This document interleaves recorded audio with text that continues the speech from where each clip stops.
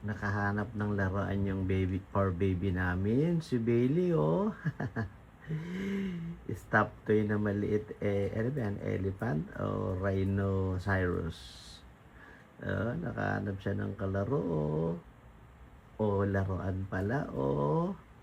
Nakahanap siya, oh. Bailey, laruan mo yan? Galing, ah.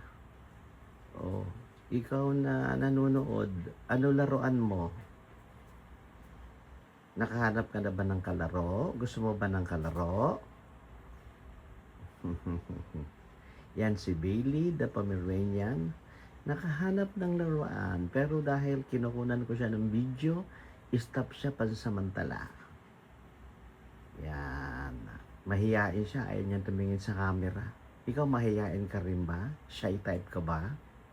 May isang laruan pang nahanap yung par-baby namin. Si Bailey the Pomeranian. Nilalaro niya, kaya lang nung binidyo ko, tumigil pansamantala. Shy type yan eh, mahiyain yan eh. Oy, wag kayong mag-away dalawa. Mag-aaway to. Si Tom, the 1/4 Japanese Spitz and 3/4 Aspin. Ito, the pure Japanese Spitz. Ito si si Eloy, oh. Kinikis yung kamay ko. Oh, oh, oh, oh. Oh, oh, oh, oh. Hindi naman kayo ang kinukunan ko eh. Si Bailey kinukunan ko, the Pomeranian. Sabi ko, nakahanap siya ng laruan, ng kalaro.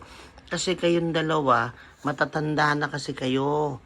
Kapag nilalaro kayo ni Bunso, ni Bailey, nagagalit kayo. Pero para kay Bailey, laro lang yun.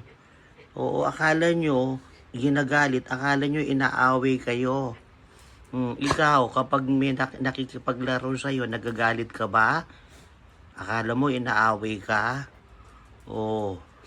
Mahirap yung mga bugnutin eh. Pero siguro, hindi naman bugnutin, kaya lang lumipas na siguro yung time ng paglalaro nila. May mga edad na kasi sila.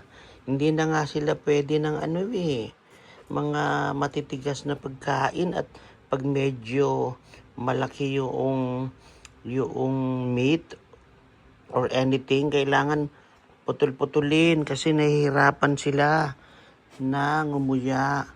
Hello, Bailey. Tingnan mo nga yung natin, yung viewer natin. Nahihiya, ayaw tumingin eh.